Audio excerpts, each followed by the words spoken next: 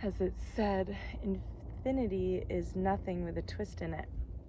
So we're here writing stories infinitely. Might as well enjoy ourselves. And I'm feeling especially delightful right now because I just did a full cold plunge and got lots of sun by the creek. So lovely, so delightful. So grateful to be in a place where in December I can do that. So here's a work of art that I wanted to share with you all.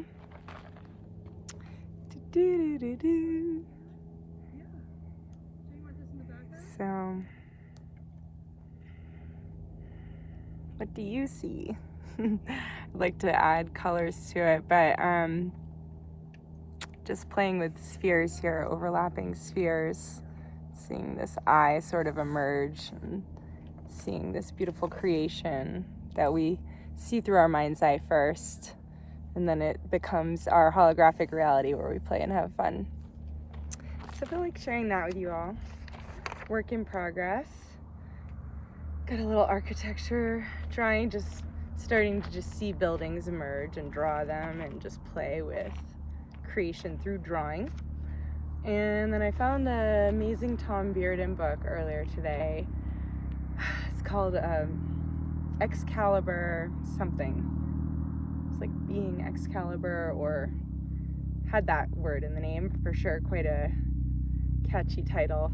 It really jumped off the shelf and was calling to be read. And so I've been enjoying that, but I just wanted to read this one quote for you all because of how much it lines up with what we've all been looking at with many worlds interpretation. So it's quite beautifully written. I find his words to be often quite poetic. So at its most fundamental level, the entire universe is continually being created and then destroyed in sequence. The continual creation of a tiny piece of time, then the destruction of the piece of time, makes us experience reality, or change, as if we were a pointer moving along a timeline. We cannot see time because it is being continually destroyed by the change process, the very process of physical detection or observation itself. So he's talking about, on its most fundamental level, entire universe continually created and then destroyed in sequence. So now if we go back to what I've been, what we've been exploring together, these concepts of many worlds interpretation and holographic universe theory, we can see how nicely his words fit in with these concepts.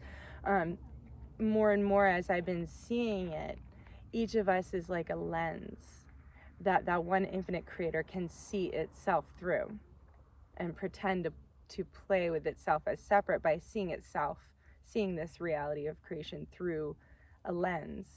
And that through that lens, each of our individual realities is being shown like a holographic 3D projection.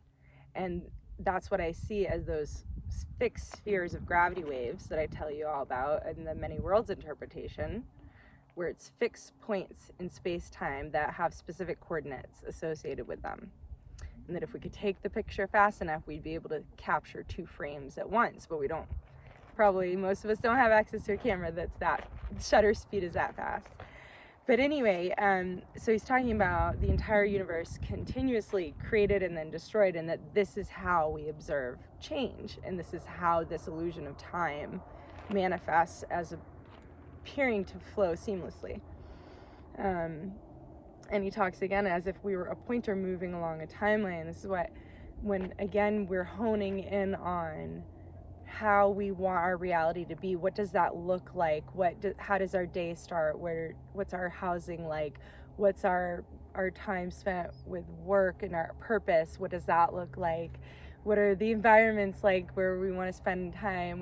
Who are the people that we're around on a daily basis? What are our daily activities?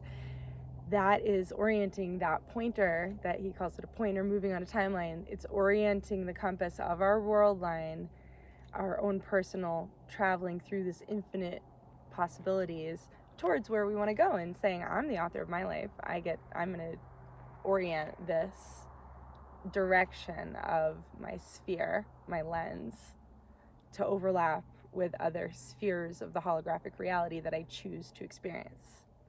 So it's like the lens is choosing which codes of specific moments in space-time to look at and to flow through and for them to flow over the consciousness. I more and more, you know, we can talk about flowing through them, but more and more I see it as being fixed, and that it's just a new holographic projection shown in such a fast moment, and then another one, and then another one, and that they're just stitched together so seamlessly that we feel like we're moving. But even that, you know, movement cannot happen without space, and all of these is just a layer that is multiple layers away from that pure source code, love, God, consciousness, pure oneness. So anyway, yeah, that was just really fun to experience today, and there's a lot more in his book. He does talk about just so much more. I'll have to save it for another time, but I hope y'all are enjoying this gorgeous view. Yeah, this is definitely one of my favorite spots to come and merge consciousness with you all on these beautiful journeys. So thank you again for being part of it. And I will see you all soon. Sparkle, sparkle. So much love. Bye.